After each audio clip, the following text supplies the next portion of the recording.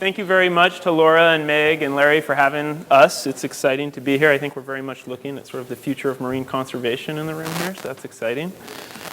Talk about businesses, and specifically I work with some of the major buyers that Meg alluded to earlier. And I just put up the mission of the Monterey Bay Aquarium because I think really my work is very much a continuation of what we're trying to do at the Monterey Bay Aquarium. Inspire conservation of the oceans, which is again to let people and consumers really understand how their seafood choices directly impact the health of our oceans. So the business program is really about sort of facilitating conservation of the ocean. So after people are engaged, businesses are starting to pay attention, they want to do something. And so honestly, we don't have to do a lot of, we do outreach, but we have a lot of businesses coming to us asking us, what can we do? What can we do to do the right thing? The seafood industry is incredibly complex, and if we want to start making smart choices, how do we kind of head down that path? And so our operational goal here is really to leverage our partnerships to create systemic change. And so the businesses themselves have sort of a dual role. On the one hand, they buy an incredible amount of seafood, which is powerful, and we like to use that, but also they have relationships with suppliers, with customers, and so it's sort of a dynamic way that we're trying to create change. So when we have businesses that are working with the same supplier, they're getting similar questions about what they need to do, what's going to be expected of them, then we can start to see change. They start to look at what they're doing, what their practices are, what type of information they're providing businesses as a way to start, answering their customers' demands, who are going to be the businesses that we work with. So my work really involves delving into supply chains, which is not something I ever thought that I would really be working on, and it's relatively new to me. And historically, supply chains are really built around what you would expect, which is price, quality, and reliability. And we're at a point right now where my goal is to try to get us to a point where we're including sustainability as part of that. And so when they're negotiating contracts, when they're deciding where to buy seafood, they actually consider the sustainability, include that in contract specifications. Because at the end of the day, unless those requirements are in contracts, we're really talking, it's not going to be as solid as we need it to be because we have a lot of work to do. And as you all know, we've lost over 90% of the large fish in the ocean. It's a relatively dire circumstance. In my work, it's really important to understand where Seafood Watch fits in terms of our larger movement. This is, as Jenn alluded to, we sort of have a theory of change for our program, but there's also a theory of change for the sustainable seafood movement. And if you look at the boxes with red around them, that's really where Seafood Watch kind of plays and where we're trying to create change. And specifically, my work really is in the buyer partnerships and then moving that direction. And so businesses come to us for a number of reasons. On the one hand, they may want to do the right thing because they're hearing about it from their customers. But when you start working with large businesses, one of the other things that really matters is how do they avoid risk. And so looking at campaigns, advocacy groups like Greenpeace and others is critically important because mitigating risk is a huge part of what they want to do by working with the Monterey Bay Aquarium. So when we understand ourselves, we get special access, right? I get to talk to the companies. They come to me and ask questions. And so the more I can understand what Greenpeace, where the risks are, the better I can help direct them and work with Greenpeace, be strategic, and think about what we can actually get them to do, which is something that I think is exciting. And when we're all aligned, that's where we really see change.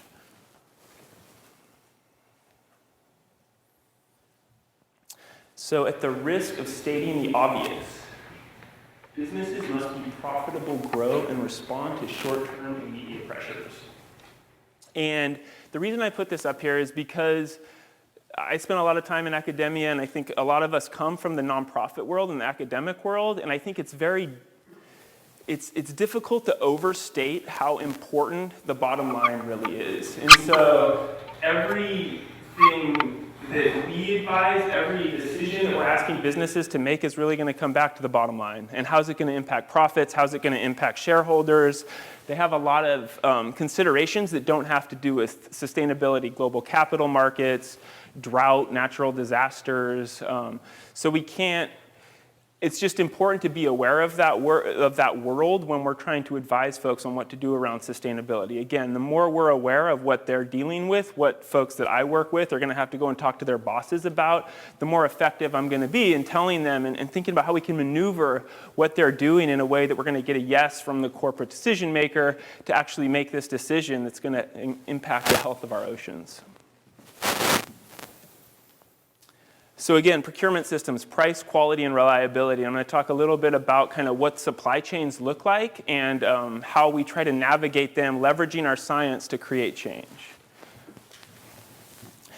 So you'll be shocked to find out sustainability in food procurement is rudimentary. It's just not something that's really part of the system.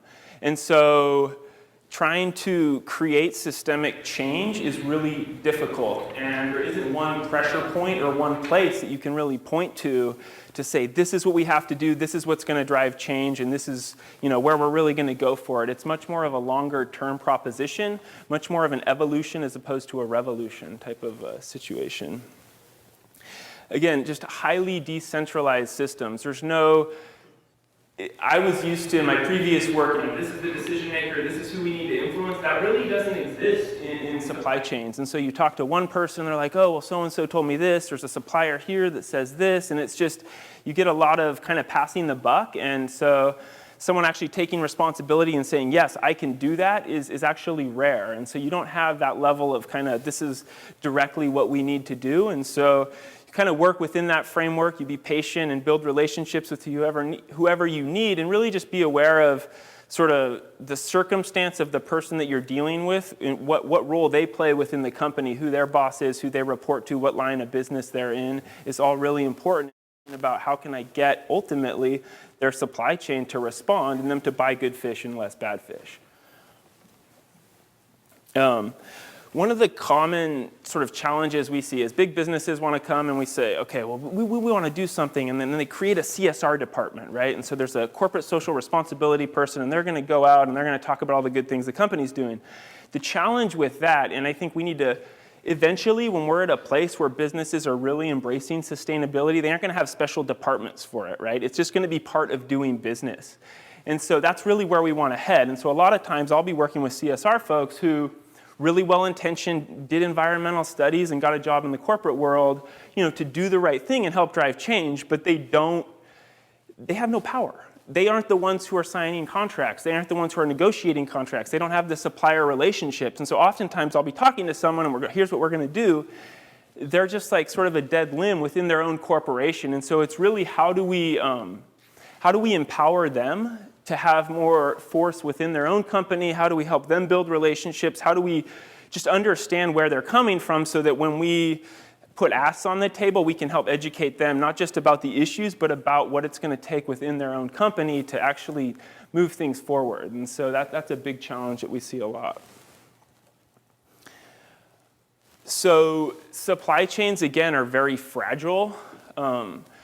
And they're built on relationships historically. Oh, I know Jack so-and-so, he's been in the business for 20 years, he's telling me what's good, and he said everything's good to go. And so any type of new system, and a big challenge we face is when you want to buy sustainable seafood, you need to know things about that product that aren't typically communicated, right? So you need to know where it's caught, you need to know how it was caught, and you need to know where it was caught, how it was caught. Jen, I'm sorry. And one other thing, but I'm not remembering. Anyways, those characteristics are not typically, they don't travel through the supply chain. We get like 4 ounces of breadsticks, 5 boxes of this.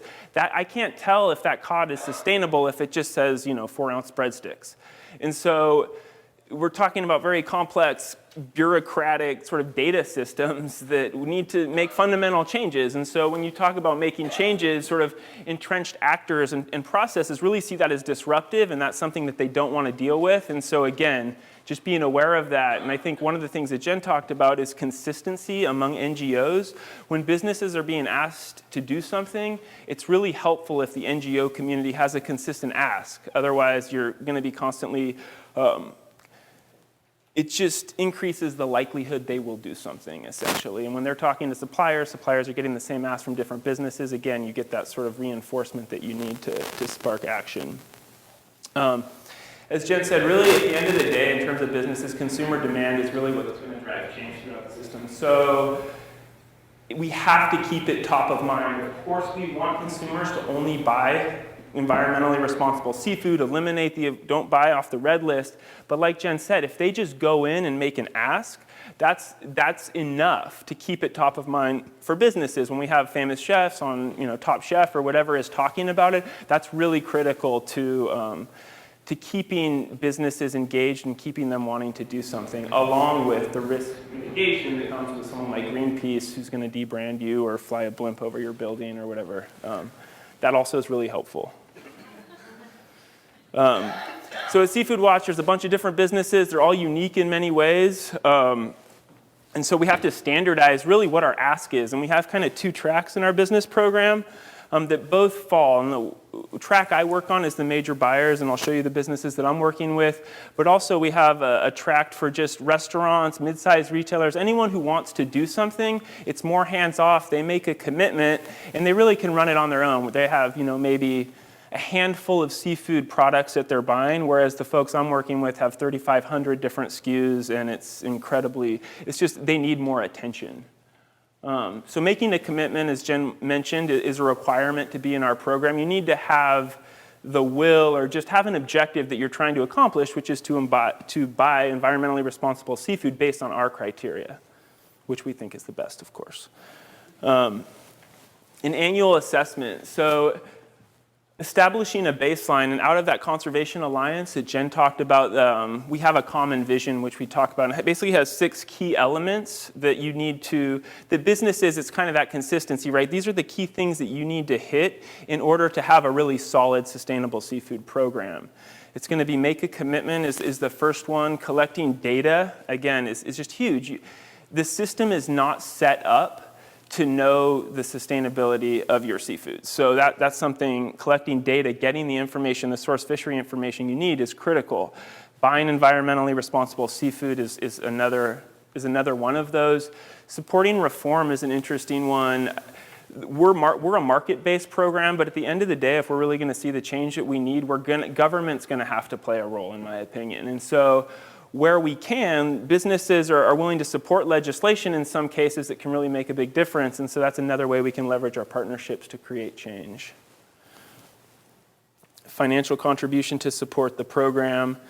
And then just partner-specific strategies. In terms of working with businesses, one of the things that's really important is meeting them where they are at. We work with sort of the whole spectrum, the top of the list in terms of the Greenpeace report, and also other folks who are really struggling in the business model is just maybe not set up in a way that really facilitates this. And I think the folks who are doing really good is great because they create sort of an example of where people want to go, but we also really want to be working with the folks that need a lot of help because that's where we think that we can create the biggest impact and have the biggest change.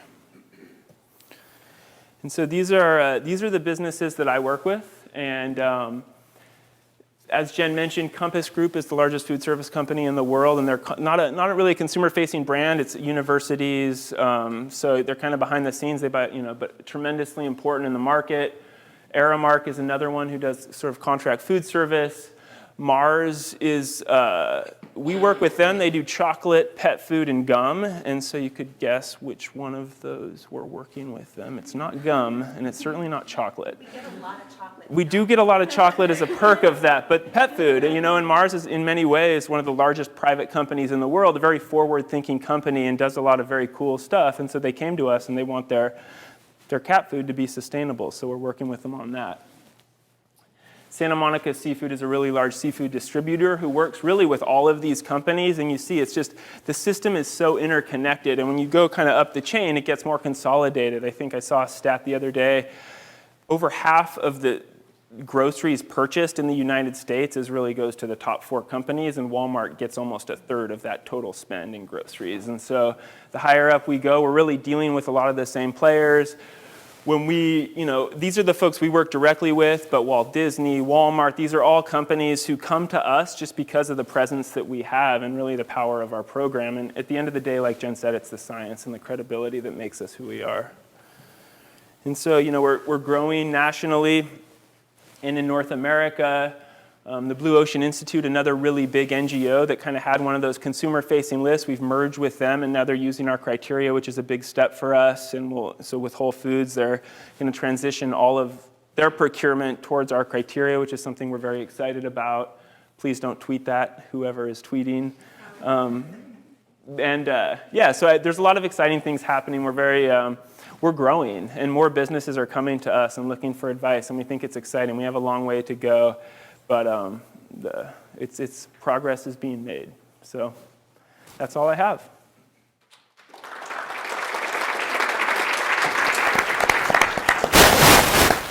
What we're doing now is really thanking Laura for putting this tremendous program together and all the lead up to the program, because I'm particularly proud of Laura for doing this, because as many of you know, Adina Abeles, our education and training director, is on maternity leave, and Laura arrived only a little while before Adina went on maternity leave, so she really developed this program and put it together largely by herself. So it's a big feat to have that done, and really appreciate it. One thing that Laura didn't mention is that she's developed an innovation for this program, which we're going to prototype here in the spirit of the D School at Stanford, where you need find and you iterate and you prototype and you iterate some more. And that is that after each of our panelists, we're going to delve into about a 2-minute a period where you confer with each other about what you just heard and reflect a little bit, so that you can kind of further develop your thoughts. And it might be 2 minutes or more. We'll see how it goes.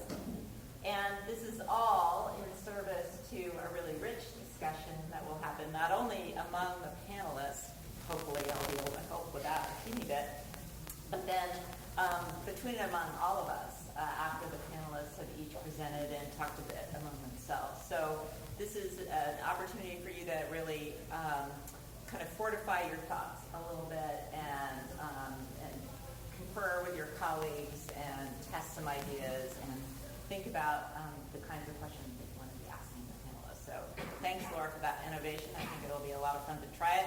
Pretty soon she'll have us like tweeting and pushing buttons and all sorts of things. But for now, we're just going to talk with each other between the panelists. Okay. So what I get to do is just briefly introduce each of our panelists. They have really lovely bios. I suspect that each of you have had the opportunity to look at each of them. Our 3 panelists are Jen, Lovewell. And Jenn and Graham work together. We haven't figured that out yet.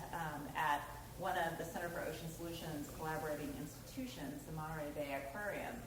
And Jenn has a long history with the Seafood Watch program at the aquarium, having been there kind of on the ground floor, leaving for a while, and then coming back to actually reconfigure the program and see it through its next evolution. And it really has evolved a lot, excuse me. And I know that you're going to get a taste of that through tonight's discussion. Because the whole idea behind really changing the seafood market from something that looked quite unsustainable into something that was more sustainable started by reaching out to the consumer directly. And we've really evolved in this process and thinking about what will be the most effective means to change behavior, not only on the individual level, but on the market level, on sort of human institutions level. That's what today is all about. Understanding the theory and practice of changing human behavior towards greater sustainability. And so Laura's put together this panel that's focused on seafood, but I think a lot of what we're going to be talking tonight would be transferable to other domains. So try to keep staying in touch with the idea of the transferability of what you're hearing and thinking about this evening into other domains, and I think that will carry us quite far. So, first speaker, Jenn. So she does direct the Seafood Watch program at Monterey Bay Aquarium.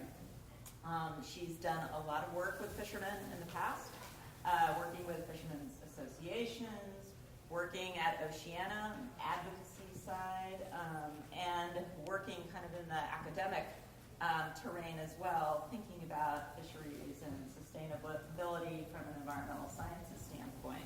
Each of our panelists has a master's degree, just so you know kind of where they are. Some of them from quite local institutions, like Graham, who is our next speaker, UC Santa Cruz. UC San Diego and San Diego State. Oh, so damn. California local. Got it wrong. I think it's Alan Lovewell, yes, who's from Monterey Institute for International Studies. Nice. So, And UC Santa Cruz, so super. Nice. Yeah. Very local. Should have made this more of a Q&A, but anyway.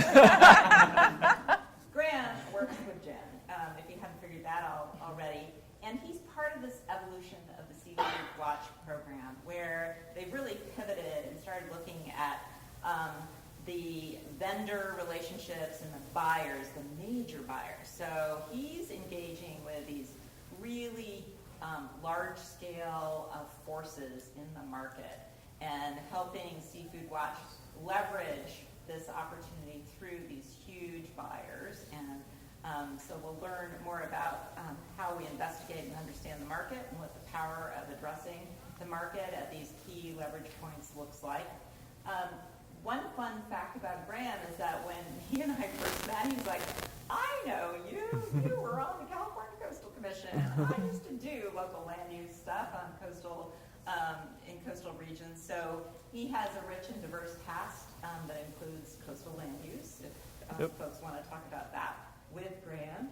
And he's got a strong background in the social sciences, political science, and sociology. So the literature that you read going into this evening, he was quoting from it at dinner tonight. So I just want you to know he's ready to answer the tough questions about the theory.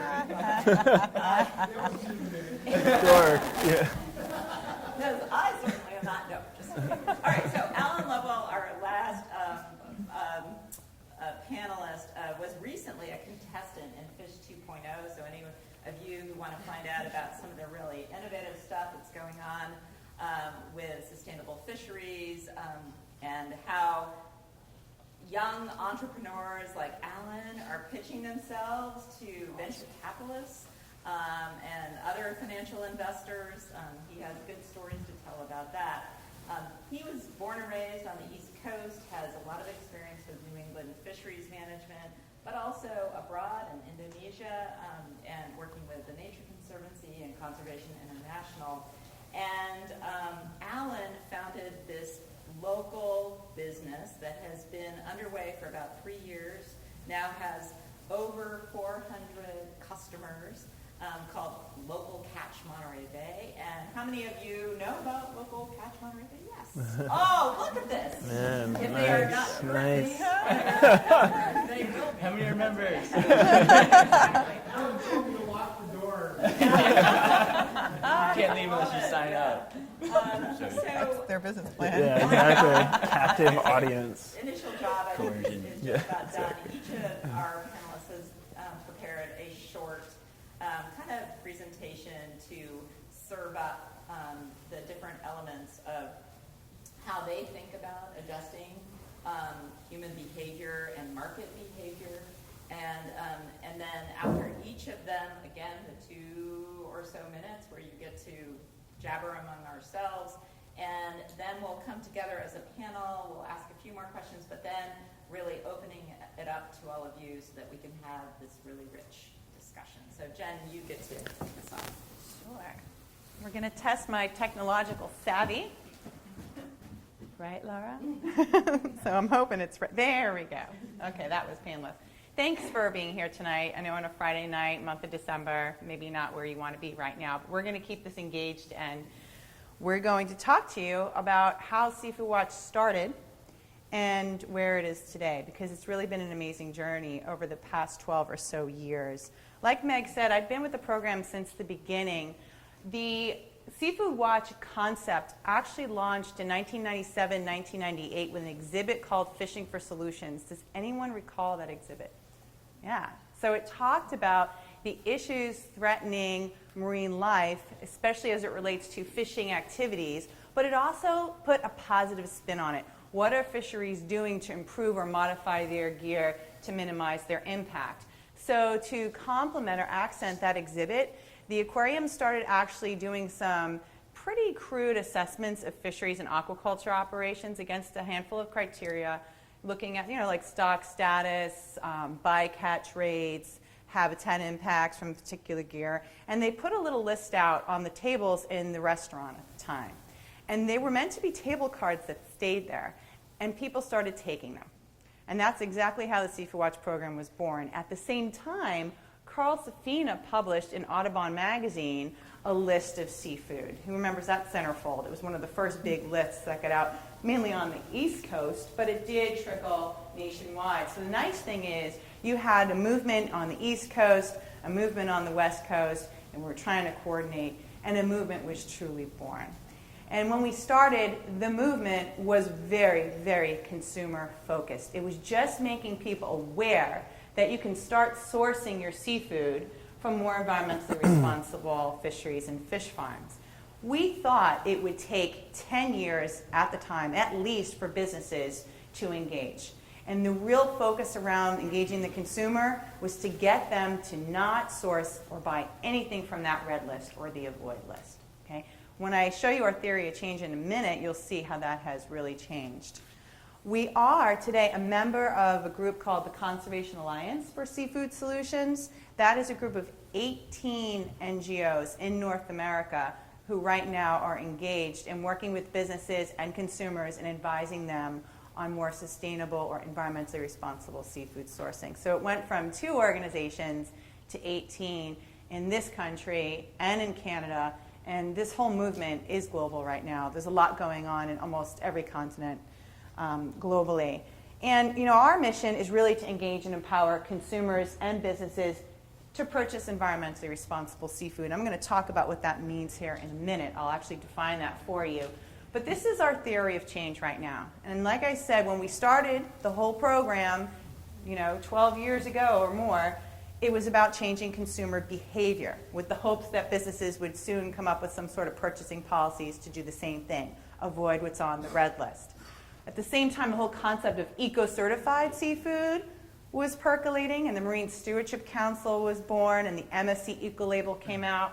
And we always envisioned that Seafood Watch would just be that interim step. Our list of seafood recommendations would just be around long enough until enough fisheries were certified, and consumers didn't even have to ask questions or use the pocket guide. They could just go into the store and look for the Eco-Label. But the reality is, how much of our seafood is imported? Anyone? Yeah, over 90%, right? Any guess on how many fisheries, let alone fish farms, these major companies and retailers actually source from? Thousands. So the reality of the movement, the challenge that we had to face is the MSC, the Aquaculture Stewardship Council, all these eco-label schemes, it's going to take a lot of time to get all of the sources of fisheries and farms assessed and eco-certified. And they actually have to, a lot of them, improve to that level to actually get eco-certified. So Seafood Watch, turns out, had a much longer life than we had ever anticipated. And unfortunately, probably a lot longer life. The way I like to talk about it is we will be successful when I'm out of a job. When enough seafood has been eco-certified that you can just walk into a store and it's good to go. That's going to take some more time. So here's our theory of change right now. We still want consumers to use tools like the Pocket Guide, and I'll show you some other tools in a minute here. We want there to be a buzz. We want there to be a visible demand. But the ask of consumers is no longer to avoid everything on the red list and only buy from the yellow and green list. It's more of just ask a question at point of sale. And by point of sale, I mean at a restaurant or a retailer. Go in and say, do you serve sustainable seafood? Is this sustainable? Do you have some sort of policy here? If you want to get a little deeper and start using the card, that's great. But what we really are after is having more consumers create a buzz. All right, so I'll talk more about that in a little bit. So we want this visible demand. We also want the consumers who want to dive a little bit deeper to hold some of these businesses accountable. So we do have a group of consumers that we call advocates. Those are the people who will go into a business and basically make more of a fuss and do a little watchdogging for us. Right? So businesses are starting to respond, and this actually really kicked off around 2006, 2007. We saw McDonald's, Walmart, and Compass Group. And Compass Group, by the way, is the largest contract food service company out there. And what I mean by contract food service, it's a company that will create the restaurant that is in Monterey Bay Aquarium or at Yahoo or Google's offices. They're the ones that provide the restaurant and the food for those employees. So they all created sustainable seafood commitments around about that time. The challenge was they made a lot of these things time-bound. Like, we're going to be all sustainable by 2012 or all sustainable by 2015. And those dates have either passed or are coming quickly, so that keeps us very, very busy to assess seafood so they know what sources to go toward and what to stay away from. Graham's going to talk a lot about those challenges. And Graham, are you going to talk about the motivations as well? A little bit, please. But, you know, it was consumer demand, but the businesses also really want the reward. So even if they are doing the right thing, it's important that they know the consumers actually appreciate that. So that's another big ask of the consumers, and I'll show you a tool for that in a second. So when businesses do finally make a commitment, there are more options, more sustainable options available for consumers, and there's this just nice cycle of awareness. We also do a lot with the media, with celebrity spokespersons, celebrity chefs. We just had 20 celebrity chefs in town this week just to educate them about seafood sustainability. Then they go back, and when they're on Top Chef, or when they're on the Food Network, or when they're doing their cookbooks, they're making sure that all those ingredients are sustainable, and they usually will drop some sort of plug. Right? So this is all about keeping the buzz, keeping the pressure on. So that's why in the circle there you see this sustainable seafood awareness. But underneath all of this is our research. And if we didn't have trusted, credible Seafood Watch recommendations, the whole thing folds like a house of cards. I'll talk to you about that in a minute as well. So ultimately, when the businesses make their recommendations and their commitments to source from only environmentally responsible sources, that sends a very clear message down the supply chain that I'm not buying stuff on the red list, or I'm only looking for eco-certified seafood. And what we're seeing now, today, over the past few years, is the producers, and what I mean by producers, the fishermen, the fisheries, the fish farmers, they're actually responding. They're either looking to get eco-certified, they're engaging in improvement projects, or they're looking to be rated by the Seafood Watch program. So that, to me, is some progress. And for something that we thought would take a lot longer, it actually started happening a lot quicker, which puts a lot of stress on our program, but it's a good problem to have. So I just want to talk to you about what we mean by our sustainable seafood recommendations, or what we define as environmentally responsible. We have 3 categories for Seafood Watch recommendations. Seafood that we feel is the best choice, a yellow good alternative, or a red avoid. Yellow, there are some concerns. Green, we think it's okay. But green by no means it's met the holy grail. Even things in the green category, and I'm getting into this level with you guys because I know you appreciate the granularity and the intricacies of marine science, doesn't mean things are perfect. Okay? But these are your best choices, your most environmentally responsible sources out there. Things on the red list have critical enough issues that we need to just lay off for now and send a very strong and clear market signal that improvements need to be made. So we ask businesses to source from these 2 lists. We also ask businesses to source from what we define as credible eco-certification programs, like the Marine Stewardship Council, and there are a handful of others out there. They're all identified on our website. And we did a benchmarking study to compare the credibility and equivalency of these programs against our criteria. I'd be happy to talk to you more about that in depth on the side, just for sake of time. And we're also recognizing fisheries and aquaculture programs that are improvement projects. And these are anything from, if you got a bycatch issue, you have a gear modification that you're trying out, you're trying to improve to a level that you could get eco-certified. So in the past, 10 years ago, we would have said, avoid the red snapper fishery in the Gulf of Mexico. But now, behind the scenes, we were talking to businesses saying, keep sourcing from that fishery, but tell them you're only going to source from that fishery or buy from that fishery if it continues to make progress. And what happened in the red snapper fishery is that it did make progress, and now it's a Seafood Watch Yellow. It actually came out of the red. So this is more of a business-to-business conversation. And again, we'd be happy to talk about that model as well. So in essence, seafood recommendations are not just the Seafood Watch Yellow and Green list. And a lot of these conversations, as you can see, start to get more complicated. So they're not conversations that we have with the consumer.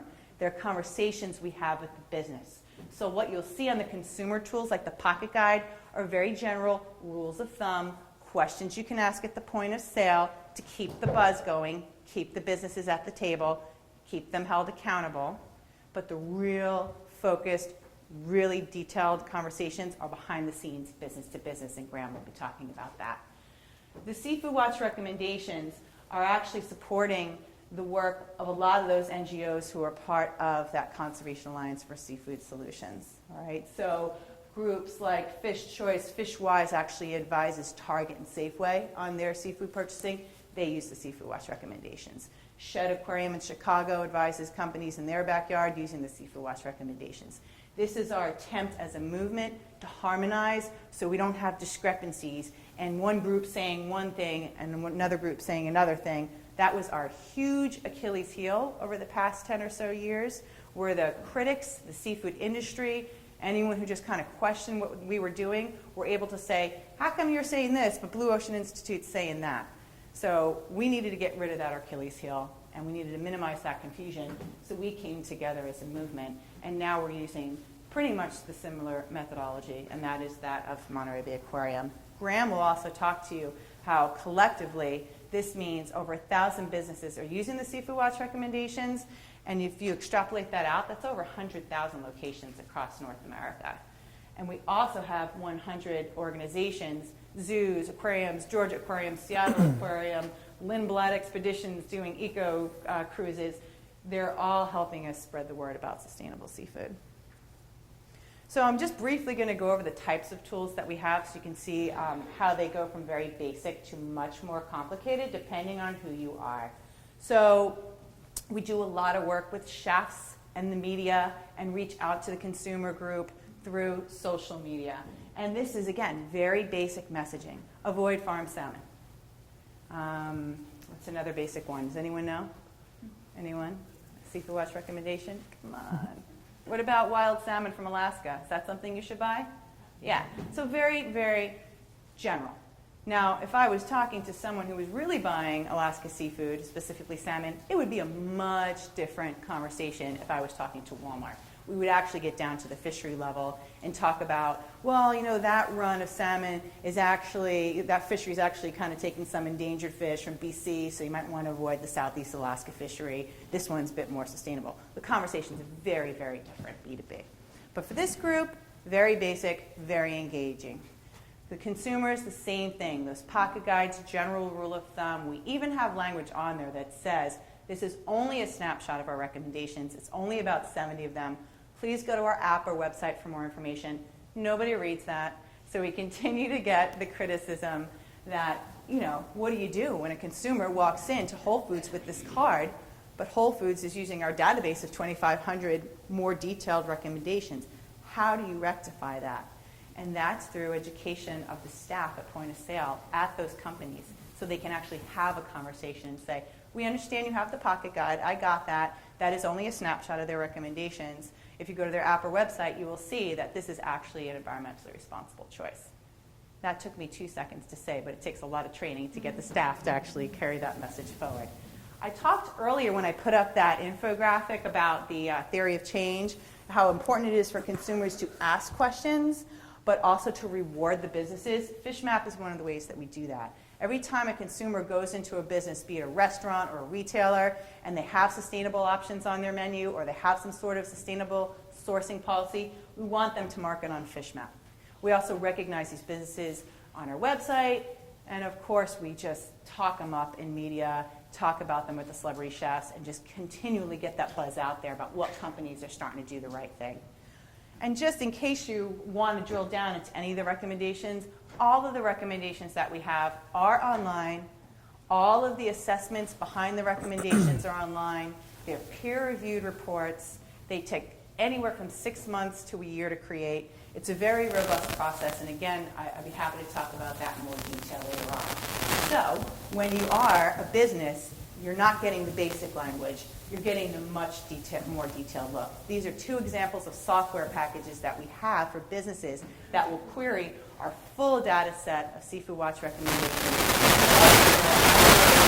Fear-battered cod from Iceland, FAO zone XYZ, and it will query the corresponding Seafood Watch recommendation. I talked briefly about the rigor of the program, and I think this is really important. Staff, 30 contractors helping us assess these global fisheries and farms. We have an academic science advisory board. We run these fisheries and farms against our criteria. Like I said, it takes a long time, but we don't want to compromise quality, because if we do, again, the credibility goes out the window and the businesses walk, and I wouldn't blame them. So a huge aspect of our program is on that scientific integrity. And these are just 2 tools you can go to find our reports, and at this website right here is where you can actually submit, comment, and upload any new information. So we're always tracking the latest and greatest and keeping these reports updated. We try not to let any report go beyond 3 years without updating it. And we will update something immediately if we learn about new information. We were talking about market squid over dinner and how things are changing there potentially. So how are we doing? We do market research to kind of, see where we are. We know about 60% of consumers are aware of the concept of sustainable seafood. Remember, right now our theory of change is consumers, we just want a buzz out there, right? So businesses think that the consumers care, and it holds their feet to the fire, and they have some sort of sustainability commitment. We know that more than 500,000 consumers have adopted the Seafood Watch program. These are the ones who are a little more evangelical. They go into the business. They ask those needling questions. They're the ones that are maybe using Project Fish Map and saying, oh, I just went to Passion Fish. They have a sustainability initiative. I'm going to enter that into the database. We know that more than 4.5 million have actually trialed the program. That means they went in and they did ask some sort of questions at point of sale. Our goal is to get about 10 million people doing that. So you'll see more activity around social media to try to get to that audience. We do know that our biggest criticism from consumers is that the information is too complex and it's disputed at point of sale. So we are trying to make the materials more simple for consumers, but by making the information more simple, what happens? The industry and governments criticize us for making the information too general. So it's a very delicate balance, and I'd be happy to answer any questions about that a little bit later on. The barrier of someone at the point of sale, like a wait staff person or a chef or the seafood counter guy, that issue we're trying to overcome with really trying to get a diversity of businesses engaged and educated about our program and giving them our data. So Graham will talk to you a lot about how many of these top retailers and food service companies are engaged, what the expectations are of their supply chain. But the good news is we are seeing a lot of fisheries and fish farms responding, seeking eco-certification, getting engaged in improvement projects, and that to us is progress, which in the big scheme of things is a really short period of time. 10 to 12 years is a short window for such a huge movement to have the impact that it is. So with that, how was I on time? Okay, all right. I think we're going to hand it over to Graham, and he can talk a little bit more. Oh, we got our 2 minutes. Yeah. All right, I'm going to put my email address up here because Seafood Watch is always looking for great minds. So Plug. let me know if you're interested. Yes, each of our panelists use this as a great recruitment opportunity. So go ahead, you guys got 2 minutes to discuss among yourselves. Fill some questions out that you might have. All right, I'm up.